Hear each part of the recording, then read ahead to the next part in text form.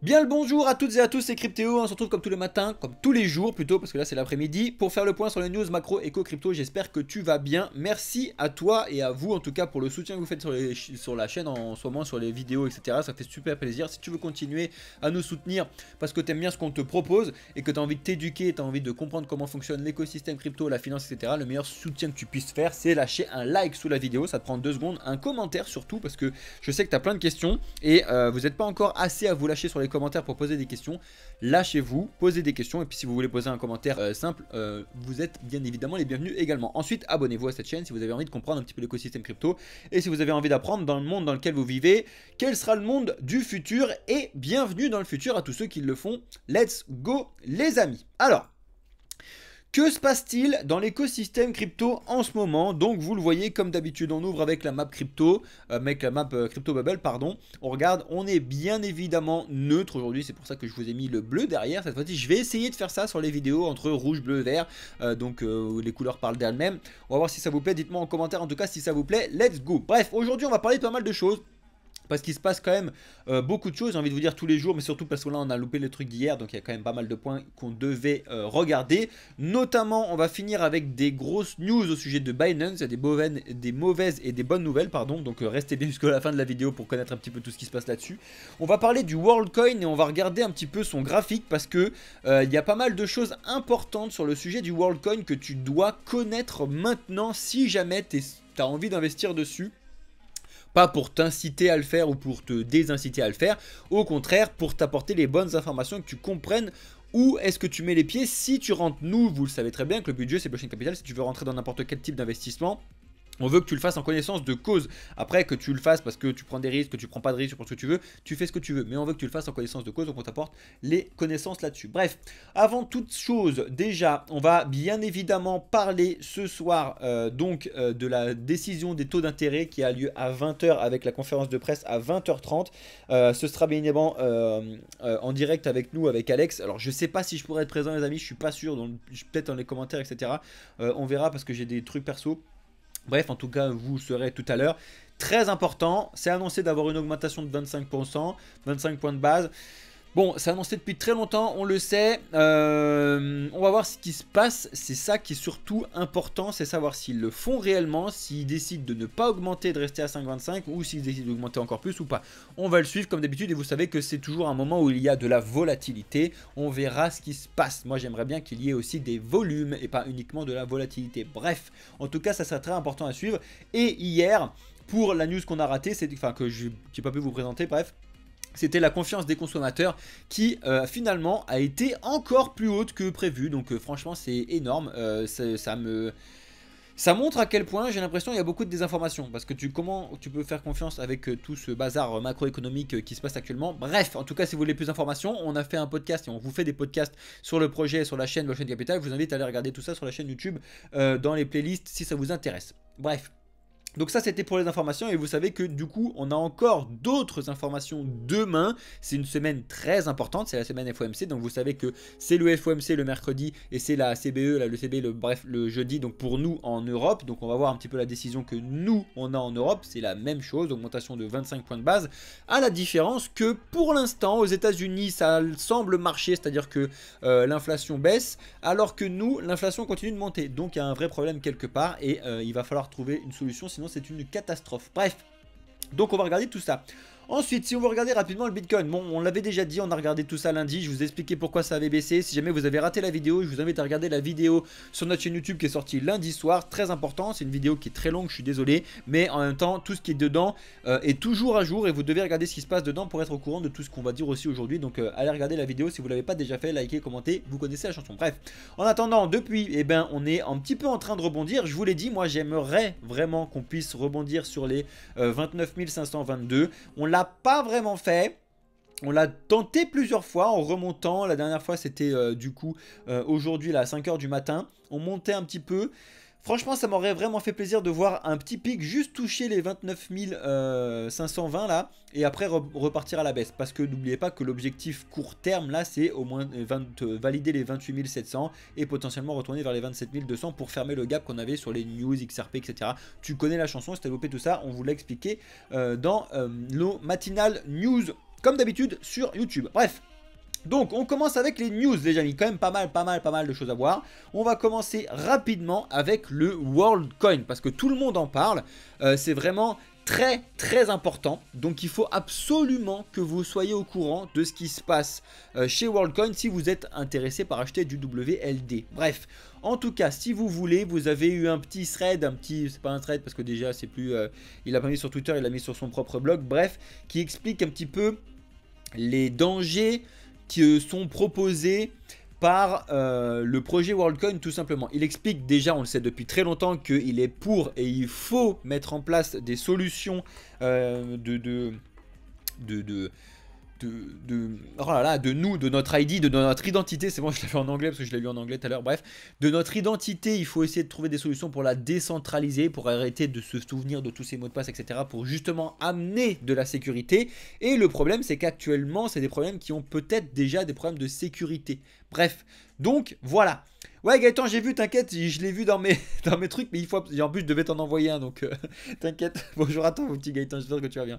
Et non mais c'est indispensable de toute façon, j'ai lu déjà et je sais parce que j'ai parlé avec ton père. Bref, oui t'inquiète, on se voit. En tout cas, très important, il faut absolument regarder tout ce qui se passe sur le projet WorldCoin. Parce que si tu souhaites investir dessus et que tu ne sais pas ce que je vais te dire juste après, laisse-moi te dire que tu vas dans le mur. Alors, première chose que je veux te dire, déjà tu dois savoir que c'est sur l'Optimism, enfin ils ont été lancés, ça a été lancé sur Optimism, c'est un layer de d'Ether, blablabla. Donc si tu veux regarder un petit peu ce qui se passe dessus, tu dois aller sur optimisticetherscan.io. Bref. Donc tu regardes dessus, tu as le contrat du WorldCoin et là tu t'aperçois de deux choses importantes, c'est-à-dire que il y a une adresse qui détient 62,4% de tous les WorldCoins en circulation. Alors je vous arrête tout de suite avant de péter un câble et me dire « Moi je sais pourquoi !» Non, ça n'est pas juste une personne qui a 62% des WorldCoins, c'est bel et bien le contrat du WorldCoin qui va récompenser les gens qui veulent scanner leurs iris, etc. Parce que vous devez connaître un petit peu le WorldCoin aussi. J'espère que vous savez à peu près de quoi vous investissez les trucs, sinon ça va dans le mur. Bref, le WorldCoin donc est un des projets pour pouvoir faire de la reconnaissance iris, etc. pour les déverrouiller, les wallets, les machins et trucs. Bref, en tout cas, si vous voulez participer à faire un premier test de tout ça, vous pouvez déjà aller mettre en place le test sur WorldCoin sans même aller acheter du WorldCoin hein, pour l'instant. Vous pouvez aller sur le projet, faire cette demande là et vous allez recevoir combien? Et bien pour l'instant on est à l'équivalent de 64 dollars d'équivalent en WLD. Je vais vérifier ma source juste après mais normalement c'est important. Donc c'est vraiment qu'ils viennent de ce contrat là. Et je crois que c'est ça. Combien est-ce qu'on gagne quand on scanne son iris? Je crois que c'est 64 ou 60. C'est 62. Voilà, je dis à ça près. C'est 62 dollars. Donc là, tu vas me dire, bon, ok, 62 dollars juste pour scanner mon œil. Très bien. Le problème, c'est qu'après, ton œil est dans leur banque de données et c'est justement un truc centralisé. Ça, c'est quelque chose que personnellement, j'aime pas, que Vitalik Buterin, justement, a relevé et qu'il n'aime pas, etc. Comment elles sont gérées derrière? Comment ça fonctionne? Est-ce que c'est bien géré? Est-ce qu'il n'y a personne qui a accès? Est-ce que c'est la blockchain qui a accès uniquement? Est-ce que quoi ou qu'est-ce? C'est compliqué. Donc il faut savoir quand même que c'est 62 balles pour être des bêta-testeurs, d'accord? Ensuite, c'est important. Tu vas me dire, ouais, 62 balles, c'est nul. Alors c'est peut-être nul pour toi, 62 balles. Parce que tu es en France ou parce que tu es au Canada ou parce que tu es dans un pays francophone et du coup 62 balles tu te dis bon bah c'est pas grand chose. N'oubliez pas quelque chose qui est très important dans l'écosystème crypto, c'est que c'est 62 balles mondial. C'est-à-dire que là par exemple tu vas à Madagascar pour prendre un projet n'importe lequel. À Madagascar en moyenne ils sont payés en moyenne à 70 balles par mois. Donc c'est-à-dire que pour eux s'ils vont scanner leur iris pour faire le test du truc, c'est déjà un mois de salaire. Donc ça n'est pas rien, c'est pas ridicule, tu peux faire à bouffer, etc. C'est incroyable. Et je t'ai cité juste le Madagascar, mais tu vas dans plein d'autres pays, c'est intéressant. Donc il y a quand même beaucoup de potentiel et de revenus qui sont débloqués sur cette partie-là, d'accord? Très importante. Ensuite, je voulais vous montrer un petit truc important sur CoinMarketCap. Parce que ça aussi, vous devez le savoir si vous voulez investir dessus. Donc, vous avez sur le WLD, donc le WorldCoin. Vous allez sur le bon, s'il vous plaît, parce qu'il y en a plusieurs. Ce que je veux vous montrer, qui est très important, c'est que ce projet a été lancé ce lundi, le 24 juillet 2023, avec énormément de pubs de partout, etc. Tout le monde en parle de partout. Pour moi, c'est extrêmement surcoté, d'accord? Très important. Donc il faut vraiment faire très attention à ça. Le problème que je vois, entre guillemets, c'est qu'il arrive, il n'y a rien de validé, le projet il est à peine lancé, etc. Et on est déjà sur une capitalisation de 251 millions de dollars. D'accord? Ensuite, c'est pas ça qui m'inquiète et qui me fait monter au plafond, c'est la capitalisation complètement diluée que vous devez regarder. C'est-à-dire que actuellement, il n'y a que 1,1% de la circulation, enfin des tokens qui sont en circulation. Donc ça signifie que une fois qu'on sera mis en place en entier, je peux pas déplacer ce truc là, à chaque fois ça m'énerve la mise à jour qu'ils ont fait là. Ça me saoule. Je peux pas tout le truc l'afficher en entier. Je peux pas. Je ne peux pas. Bon bref, je crois que c'est 22 milliards. Donc on est sur quelque chose d'énorme, d'accord? Énorme. Un projet qui vient de se lancer, qui est déjà dans le top 3 du CoinMarketCap, allez, dans le top 5, top 10, c'est n'importe quoi. Ça n'a ni été vérifié, ni en sécurité, ni ce que vous voulez. Donc il faut faire vraiment très très attention à ça. Et actuellement, au prix actuel du token, donc à savoir les à peu près 2,27$, c'est vraiment le prix qu'on a une fois que tous les tokens sont libérés. Ça c'est important. Je vous dis pas qu'il faut le shorter, je vous dis pas qu'il faut l'acheter, le long, tout ce que tu veux. Je vous dis juste que vous devez être au courant de ces informations-là avant d'acheter, d'accord? Donc je vous dis pas qu'il faut pas acheter maintenant et qu'il faut acheter plus tard, que ça va peut-être monter, pas monter, j'en sais rien. Personne ne le sait. Et ceux qui vous diront qu'ils le savent, faites très attention à ça parce que c'est vraiment une bêtise.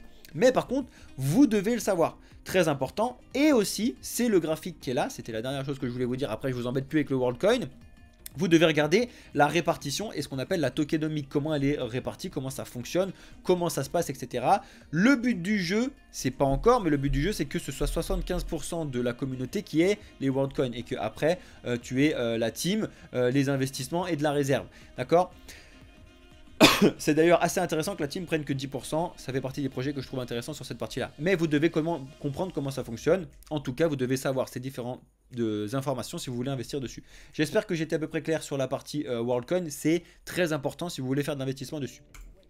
On continue avec une petite news qui m'a vachement fait rire, c'est que la Chine, déjà vous devez le savoir de base, faire un aparté, mais les Chinois sont extrêmement forts en termes de formation et d'études sur la blockchain, bien mieux que les Européens, bien mieux que les États-Unis. Vous vous rendez pas compte, il y a vraiment des cours là-bas avec des universités qui s'occupent de faire ces trucs-là et ils sont formés à travailler sur la blockchain, développement en Solidity, etc. etc. Donc pour l'instant, si on rattrape pas un peu de retard, les Chinois en termes de développement et de projets vont nous marcher dessus dans les prochaines années. Ça aussi, il faut le savoir. Bref. Donc, ils ont lancé justement le tout premier satellite blockchain visuel en orbite avec succès. Alors là, tu vas me dire, mais qu'est-ce qu'il me raconte le gars? Eh bien, c'est tout simplement qu'ils ont lancé dans leur fusée, là, un satellite qui va tourner autour de la Terre avec à l'intérieur une blockchain et donc un algorithme basé sur la blockchain pour répondre à un besoin. Je vous invite à regarder un petit peu cet article-là que je vous mets bien évidemment tout à l'heure dans le Discord si ça vous intéresse. En tout cas, c'est assez important pour vous montrer que la blockchain, ça n'est pas uniquement de la spéculation, ça n'est pas uniquement se faire de l'argent et se faire des euros ou des dollars comme il y en a beaucoup qui le disent en ce moment. C'est surtout et avant tout une technologie révolutionnaire et incroyable qui permet de répondre à des besoins. S'il vous plaît, c'est ça que vous devez retenir de base. Et vous devez être capable au minimum, pour n'importe quel débutant, d'expliquer en une phrase ce que c'est que la blockchain, ce que c'est que Bitcoin et ce que c'est qu'une crypto-monnaie et pourquoi on ne doit plus dire crypto-monnaie. C'est les trois trucs de base d'un débutant et si vous n'êtes pas capable de définir ces trois points-là rapidement, simplement, à n'importe qui, à ta grand-mère, à ce qui tu veux, c'est que tu as loupé des informations. Donc ça, c'est le test que vous devez faire. Faites le test, mettez ces trois points-là, dites-le à votre grand-mère. Si elle a compris, ben vous avez au moins passé le stade de débutant. Sinon, c'est que vous devez travailler encore d'autres choses. Et c'est très important. Bref. On continue avec une vraie dinguerie. Enfin, moi, je trouve ça, c'est une dinguerie exceptionnelle parce que vous savez qu'un petit peu la levée de fonds en France, déjà, c'est compliqué. Dans l'écosystème crypto, encore plus. Et ben on a Altendis qui a obtenu 1 million d'euros de la BPI. C'est franchement énorme. Alors Altendis, tu vas me dire, mais qu'est-ce que l'ami? Et ben c'est un des premiers protocoles de finance décentralisé français qui vient de recevoir son enregistrement, donc pas son agrément, son enregistrement PSAN. Et justement, ils ont levé 1 million de dollars à BPI France. Alors là, tu vas me dire, quoi? Moi, ça me fait rire parce qu'en plus, c'est un projet Altendis, là, Altendis Flow, qui justement est là pour pouvoir permettre à l'écosystème crypto de faire des levées de fonds. Donc en fait, ils font une levée de fonds pour faire des levées de fonds. Je trouve ça original et intéressant. Et surtout, si ça vous intéresse, je vous invite vraiment à aller regarder l'article qu'il y a devant vous là sur l'entretien avec Alexis Masseron. Le premier protocole DeFi, ils ont fait un entretien dessus sur Cryptost, très intéressant et très important si encore une fois ça vous intéresse d'investir sur ce type de projet, etc. En tout cas c'est un gros projet et ça fait plaisir que ce soit validé un petit peu par la BPI, surtout que la finance décentralisée, vous savez comment on adore ça chez Blockchain Capital, vous devez voir ça avec Mathéo les amis, très important. Ensuite, eh ben ça m'a fait rire parce que on est bien évidemment dans une ère d'intelligence artificielle, dans une ère de trouver des solutions informatiques qui sortent du binaire avec les ordinateurs quantiques, etc. Et là, on parle d'une révolution entre les cryptos et l'intelligence artificielle grâce à l'informatique neuromorphique. Alors là, j'ai perdu tout le monde sur la vidéo. Si jamais je t'ai perdu, lâche un like en disant ou mets un commentaire, dis-moi tu m'as perdu au moment de la vidéo. À 16 minutes, tu m'as perdu. Alors, je t'explique très simplement en 2 secondes. Si jamais ça t'intéresse, regarde l'article, ça te prend 2 secondes. Franchement, c'est un article qui fait 2 pages là sur Contribune et tu verras un petit peu d'informations dessus. Juste l'informatique neuromorphique, c'est essayer de faire Skynet. Non, j'essaie de le faire simple, mais en gros c'est de l'informatique et essayer de faire un raisonnement informatique grâce à l'intelligence artificielle comme le font nos cerveaux avec nos synapses, nos neurones, etc. Donc c'est des études extrêmement complexes parce que le cerveau on connaît rien dessus, hein. Je crois qu'on connaît plus de trucs de l'océan que sur notre cerveau alors qu'on connaît déjà rien sur l'océan, bref, mais on est quand même dessus en train de travailler et c'est un juste milieu entre crypto et intelligence artificielle. Parce que tu as tout le monde qui sont en train de dire ouais il faut mettre les cryptos d'un côté, l'intelligence artificielle de l'autre côté, qui se battent, machin truc, non, là il y a des projets qui sont un petit peu au milieu des deux. Bref, Daddy, perdu, en tout cas si ça t'intéresse, c'est un projet d'intelligence artificielle lié avec de la crypto qui arrive petit à petit pour pouvoir proposer des solutions informatiques qui ressemblent à un raisonnement comme notre cerveau. Pour te faire simple, regarde l'article si tu veux, et c'est des vraies grosses révolutions, un petit peu comme tu l'as connu avec Internet et la blockchain, etc. Comme quoi, je vous l'ai déjà dit, la blockchain, c'est une technologie révolutionnaire et vraiment intéressante. Ensuite, sur bitcoin.com, ça me fait rire, je vous montre un petit peu cette information-là, parce que tout le monde est tout le temps en train d'essayer de savoir qui est le vrai Satoshi Nakamoto. Vous devez savoir que depuis 2011, on n'a plus aucune nouvelle de lui. Hein, quand il avait envoyé son, enfin de lui, de elle, de eux, on s'en fout. Il avait envoyé son dernier mail officiel sur le truc de Bitcoin, là, bref. Et depuis, on scrute à chaque fois dès qu'il y a des très vieux Bitcoin qui bougent. Et là, il y a 30 millions d'équivalents de Bitcoin actuellement qui ont bougé depuis 11 ans, donc 2012. C'est pas énormément de Bitcoin pour l'époque, hein. 2012, vous savez que pour les miner, c'était très facile. Pour l'instant, ils ont miné, enfin là, ce qui a bougé, c'est 1023 Bitcoin, je crois à peu près. Et tu minais ça en une semaine sur ton ordinateur portable. À l'époque, c'était vraiment éclaté, hein. Donc ça allait très vite et c'était n'importe quoi. Et en tout cas, tous les gens sont en train de dire est-ce que c'est Satoshi, est-ce que c'est pas Satoshi, bam, bim, boum. Parce que vous vous doutez bien que la seule et unique preuve de savoir si tu es ou pas Satoshi Nakamoto, c'est si tu arrives à faire bouger les tout premiers bitcoins qui ont été envoyés à Alphine, donc à savoir le tout premier wallet crypto, parce qu'on sait de sources sûres que c'est le sien obligatoirement, parce qu'il a dû valider le tout premier envoi pour pouvoir valider le premier bloc. C'était obligatoire. Donc d'ailleurs il y a plein de dons qui sont arrivés sur ce wallet, hein, parce que le wallet tout le monde le connaît, tout le monde sait très bien que ça bougera jamais. Bref, faites-vous les idées que vous voulez dessus. En tout cas vous pouvez envoyer des bitcoins dessus, ils sont je pense morts. Mais en tout cas si jamais quelqu'un arrive à les faire bouger, ce sera forcément Satoshi Nakamoto. Tout le monde essaie de comprendre et de savoir qui c'est, et ça fait rire tout le monde. Bref. On a l'Europe qui continue d'essayer de faire n'importe quoi. Alors là en Europe, donc vous le connaissez, on a Mika qui arrive, ils sont déjà en train de réfléchir sur Mika 2. Dans Mika 2, ils veulent mettre le bazar sur quoi? Sur la finance décentralisée et sur les stablecoins. Donc là on parle rapidement des stablecoins et en fait ce qu'ils veulent faire sur les stablecoins, c'est les réguler. Alors j'ai envie de te dire oui et non. Le problème c'est que la régulation des stablecoins est très importante effectivement, parce que d'avoir des stablecoins qui sont très centralisés comme on l'a actuellement avec l'USDT et l'USDC, c'est une vraie catastrophe entre guillemets. C'est continuer la finance traditionnelle qu'on fait, c'est continuer les bêtises de base qu'on fait, etc. Donc ça, c'est pas une solution qui est viable à long terme, on le sait. Mais de la centraliser avec autre chose, donc avec une banque centrale, etc., c'est pas non plus une solution. Ce qu'il faut faire, c'est travailler sérieusement sur le projet du stablecoin de base pour qu'il soit algorithmique, décentralisé et surcollatéralisé. C'est les trois choses qui font du meilleur stablecoin. Que ce soit algorithmique, c'est-à-dire qu'il n'y ait personne qui le gère, d'accord ? Que ce soit un algorithme qui achète et vende pour que ça reste à 1 dollar ou 1 euro, ce que tu veux, en fonction du stablecoin que tu as utilisé. Que ce soit décentralisé, c'est-à-dire que ce ne soit pas une entité qui l'émette, qui le reçoive, etc., que ce soit dépendant, comme on l'a eu avec le Luna, etc. Et enfin, bien évidemment, j'ai perdu ce que je voulais dire sur le troisième point, et que ce soit... Attends, j'ai dit quoi ?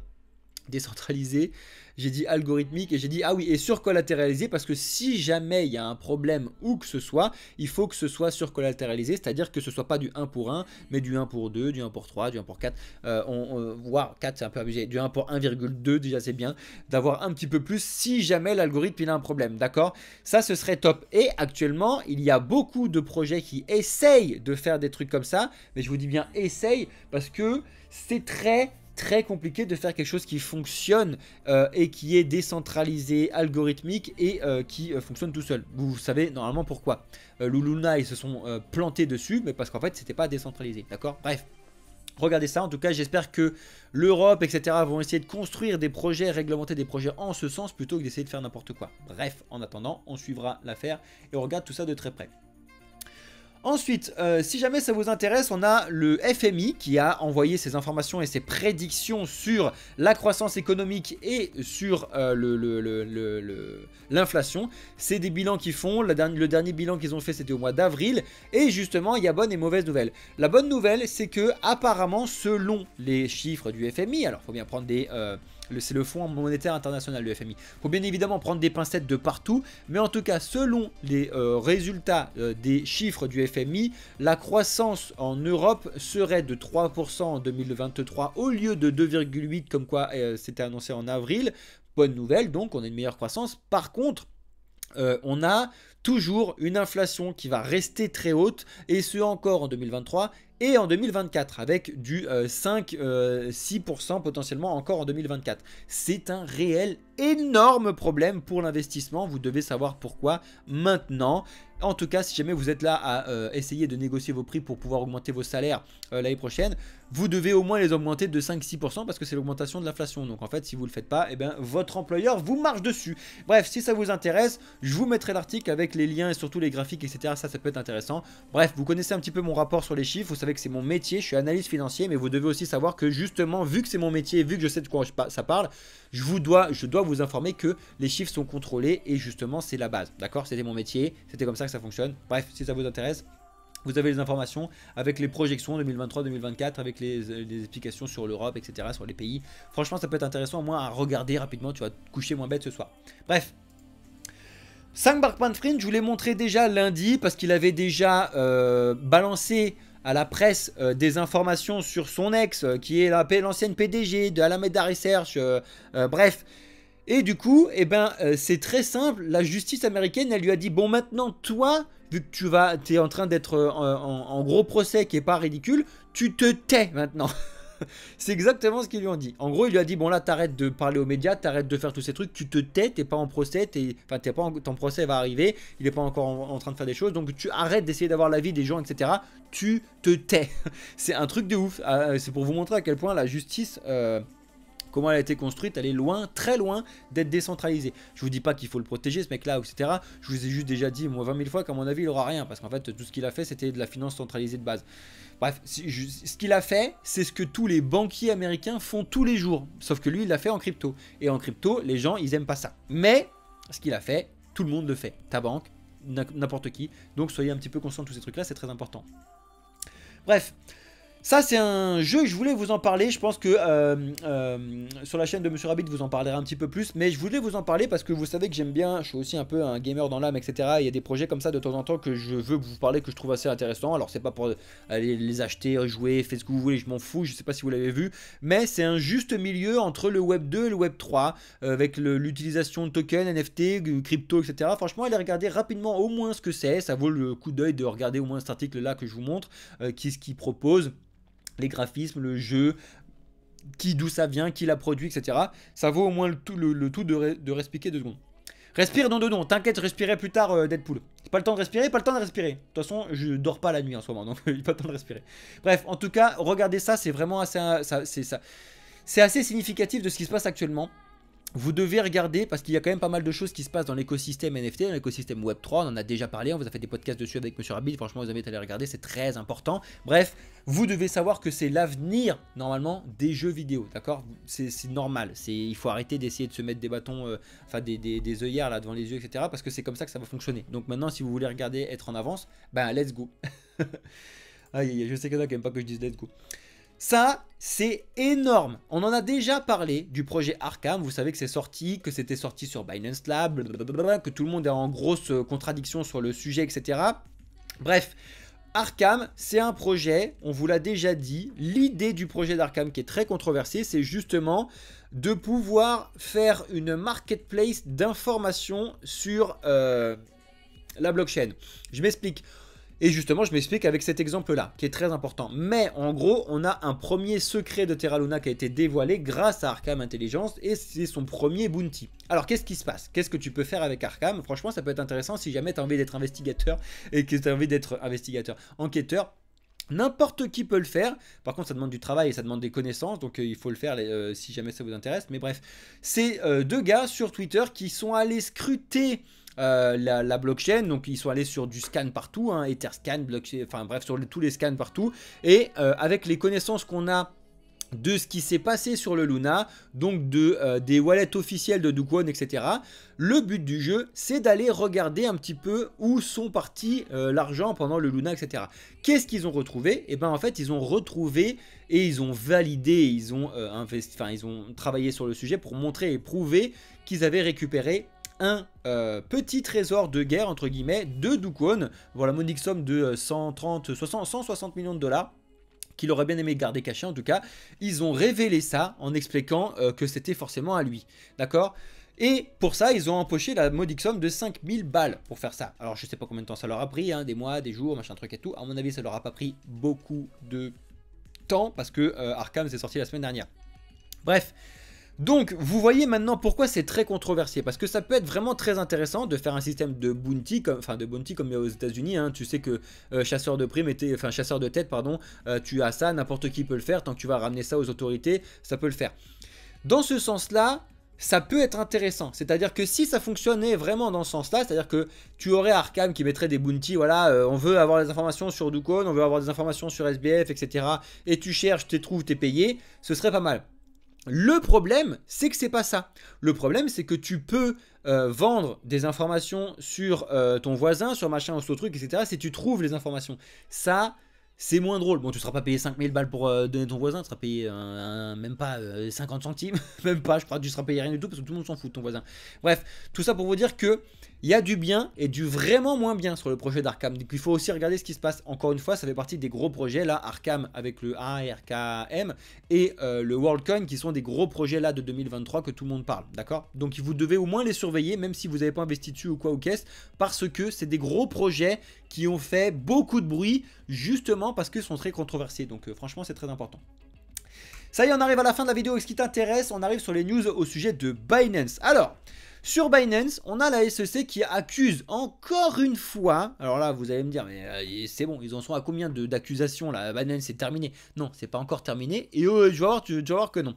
Bref, en tout cas, la SEC accuse Binance US d'avoir massivement fait du wash trading pour gonfler les volumes. Alors là, tu vas me dire, c'est quoi du wash trading? C'est une excellente question. Et il n'y a pas de question bête ici, donc je fais que de vous le dire.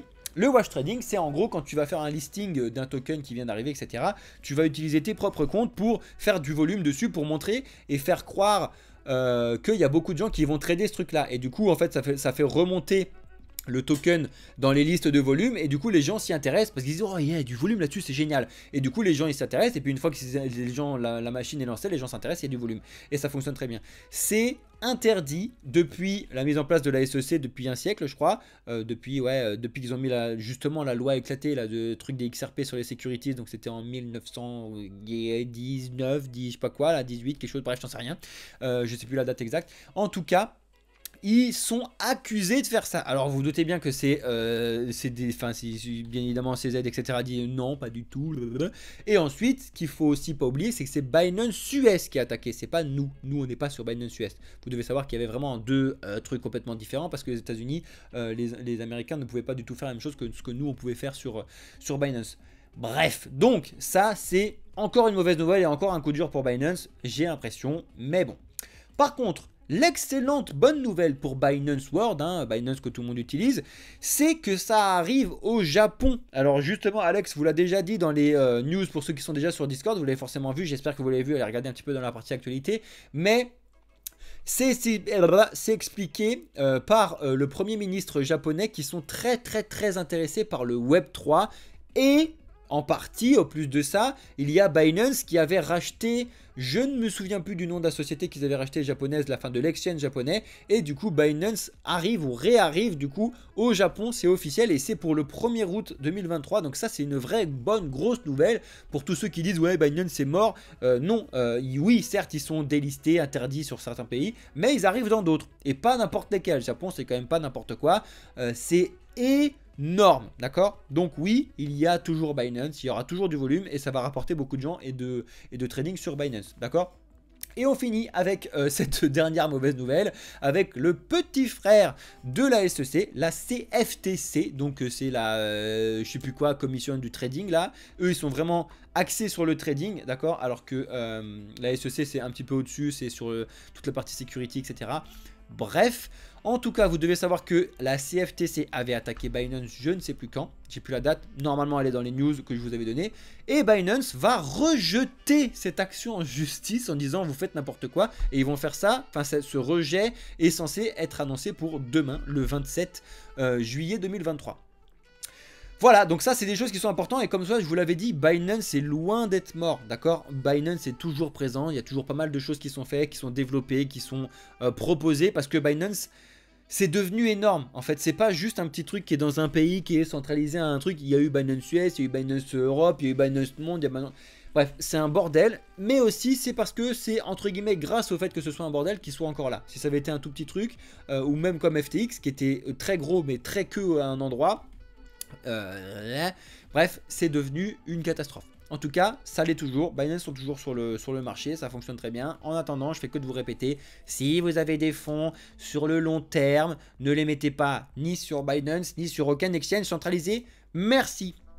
Et si vous voulez apprendre comment faire, on est les premiers à vous expliquer comment ça fonctionne. Venez sur notre Discord. Voilà les amis, donc on a passé un petit peu les points que je voulais vous montrer. Si jamais vous ne connaissez pas encore notre chaîne, j'espère que vous êtes allés regarder un petit peu nos vidéos sur notre chaîne YouTube. Et j'espère que vous allez regarder aussi dans l'onglet playlist s'il vous plaît. Pourquoi? Parce qu'on vous fait des playlists avec nos informations. Alex a enfin commencé à nous mettre un petit peu tout ça et il a tout mis dessus. Incroyable, Alex tu gères.